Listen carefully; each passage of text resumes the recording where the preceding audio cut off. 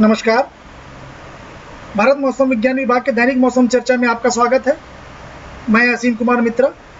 आइए देखते हैं पिछले 24 घंटों के दौरान मानसून की क्या गतिविधियां रहीं। आज 30 जुलाई 2021 को अगर आप चित्र को देखें, उसमें से देखने से आपको मालूम चल रहा होगा कि ज़्यादातर राज्यों में अभी हरे रंग से दिखाया गया है और कुछ राज्यों में हल्के नीले और गहरे नीले रंगों से दिखाया गया। इससे ये स्पष्ट हो रहा है कि जो इनकी जो स्थिति है वर्षा की, वो अच्छी चल रही है। अगर हम रेनफॉल की बात करें खासकर, और उस रेनफॉल की अगर बात करें 8:30 बजे कहाँ पे अत्यंत भारी वर्षा हुई है, कहाँ पे भारी वर्षा हुई है, कहाँ पे बहुत भारी वर्षा हुई है, तो हमको देखने से मालूम चलेगा कि अत्यंत भारी वर्षा हुई। देखने को अगर आप इमेज को देखें, गैंगेटिक वेस्ट बंगाल में बहुत भारी वर्षा, ईस्ट उत्तर प्रदेश, तब Himalayan West Bengal, Sikkim, Orissa, west Madhya Pradesh, Haryana. अगर भारी वर्षा की हम बात करें, जम्मू, हिमाचल प्रदेश, वेस्ट राजस्थान, दिल्ली, ईस्ट मध्य प्रदेश, बिहार, झारखंड, त्रिपुरा, असम, मेघालय, मध्य महाराष्ट्र और वेस्ट राजस्थान में हुई है।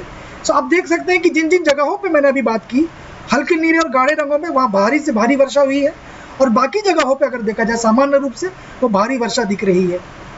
अगर हम रेनफॉल की, अगर हम वर्षा जो आज दर्ज की गई है हमारी वेधशालाओं में, अगर उन पे हम नोटिस करें, अगर हम उनकी तरफ देखें, 10 सेंटीमीटर उससे ज़्यादा उलूबेड़िया में 22 सेंटीमीटर, डायमंड हार्बर 21, खेरी में 20, सुंदरगढ़ में 17, कलिम्पोंग में 16, भिंड, नारनौल, फतेहाबाद, कसौनी, बैरकपुर, अलीगढ़, कोलकाता में 15, औरिया, राजगढ़, दमदम में 14, दतिया, आदमपुर, हिसार, नारनौल, मिदनापुर में 13, और हम बोले अगर कल्पी, हिसार में 12, हमीरपुर, शिवसागर, बांकुड़ा, दार्जिलिंग में 11।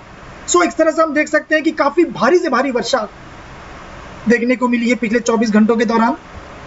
हम अगर सिनॉप्टिक सिचुएशन देखें 30 जुलाई की, आप देख सकते हैं जो WML, जो वेलमार्क लो, जो निम्न, जो चिन्हित जो निम्न दबाव का क्षेत्र है, वो थोड़ा सा मूव किया, जो बिहार और झारखंड की तरफ आपको दिख रहा है, और साथ ही साथ एक लो बना हुआ है उत्तर प्रदेश की ओर।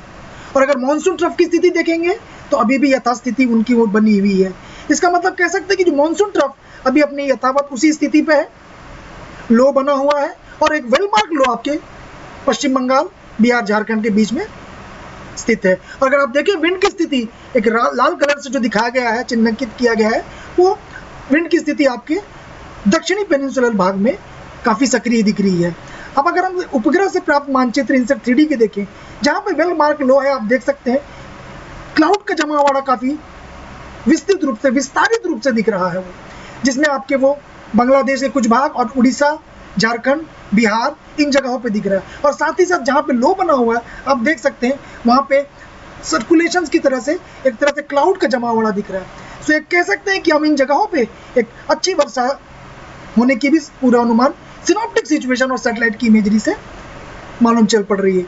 अगर आने वाले 24 घंटे के बारे में बात करें, heavy to very heavy rain, जिसको हम कहते हैं अत्यंत भारी वर्षा, अगर आप इमेज को देखें, वो आपको दिखने को लग रहा है झारखंड और छत्तीसगढ़ के कुछ भाग है। भारी से भारी वर्षा की अगर हम बात करें, राजस्थान, मध्य प्रदेश, मध्य महाराष्ट्र, उड़ीसा, वेस्ट बंगाल, जैसे कि आप चित्रों में देख रहे हैं, सिक्किम, बिहार में। और अगर हम भारी वर्षा की बात करें, जम्मू कश्मीर, हिमाचल प्रदेश, उत्तराखंड, हरियाणा, उत्तर प्रदेश, अरुणाचल प्रदेश, असम, मेघालय, नागालैंड, मणिपुर, मिजोरम, त्रिपुरा और कोंकण, गोवा में दिख रहे हैं। सो ऑरेंज अलर्ट जहाँ जहाँ पे आपको दिख रही है, वहाँ भारी से भारी वर्षा होने की उम्मीद है।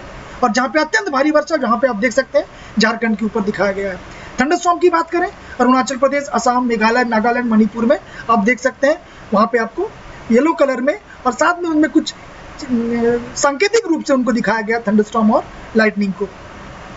अगर हम विंड की तीव्रता की बात करें, हवाओं की तीव्रता 45 से 55 किलोमीटर पर आवर की, और गस्टिंग 65 किलोमीटर की बात करें, वो आपके नॉर्थ ईस्ट रीजन में और north west adjoining central Bay of Bengal और along of West Bengal coast में दिखेगा। क्योंकि आपको जैसे कि आपको पता है, वहाँ एक वेलमार्क लो है। वेलमार्क लो होने से इन जगहों पे विंड की तीव्रता, जिसको हम कह सकते हैं 45 से 55 kmph हो सकती है। अगर हम 40 से 50 किलोमीटर पर आवर और गस्टिंग 60 किलोमीटर पर आवर की बात करें, हम गुजरात कोस्ट, वेस्ट कोस्ट की तरफ हम जाएंगे, south west, west central, north east और ईस्ट सेंट्रल अरेबियन सी, और उससे लगे हुए जो गुजरात और महाराष्ट्र और कर्नाटका कोस्ट, जैसा कि आप चित्रों में देख सकते हैं, इसमें इस तरह से जो बनाया गया है, इन जगहों पे हवाओं की तीव्रता 40 से 50 किलोमीटर पर आवर की होने की संभावना है। और जहाँ तक यहाँ जो मैंने अभी बात की, जो उससे पहले 45 से 55 किलोमीटर पर आवर आपको ये नॉर्थ ईस्ट और ईस्ट, एक तरह से नॉर्थ ईस्ट एडजॉइनिंग सेंट्रल बे में देखने को मिल सकती है। एक बार फिर से मछुआरों को सलाह दी जाएगी खासकर इन जगहों पे वो न जाएं। अब हम चलेंगे आने वाले 5 दिनों में कैसा रहेगा वेदर, कैसा रहेगा मौसम। अगर आप देखें पहले 30 तारीख की हम बात कर चुके हैं, 31 तारीख को आप देखें मध्य प्रदेश का ये हिस्सा और राजस्थान के कुछ भागों में रेड अलर्ट दिखाया गया है। काफ़ी भारी से अत्यंत भारी वर्षा होने की उम्मीद है।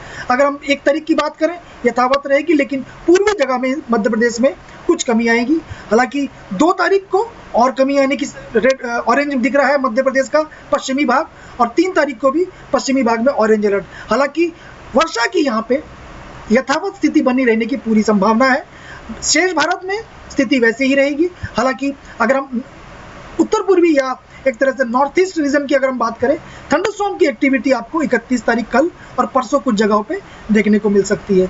हम इसके इम्पैक्ट की अगर हम बात करें, एक्सट्रीम वेदर जो होते हैं, जो हैवी रेनफॉल, अत्यंत भारी वर्षा हो रही है अगर किसी जगह पे, उससे क्या इम्पैक्ट पड़ेंगे।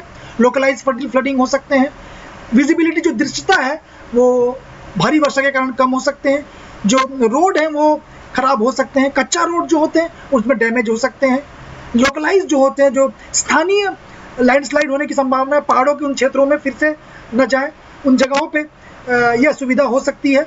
अगर हम एक्शन की बात करें, क्या क्या हमें स्टेप्स लेने चाहिए जिससे कि हम इनको अवॉइड कर सकें, जिनसे हम दूर रह सकें, तो हमें ट्रैफिक कंजेशन को देख के निकलना पड़ेगा, हमें जल भराव की स्थिति वाली जगहों पर नहीं जाना होगा, और साथ ही साथ वाटर लॉगिंग वाली जो प्रॉब्लम जिन जिन एरिया पे हो रही उनसे हमें दूर रहना पड़ेगा।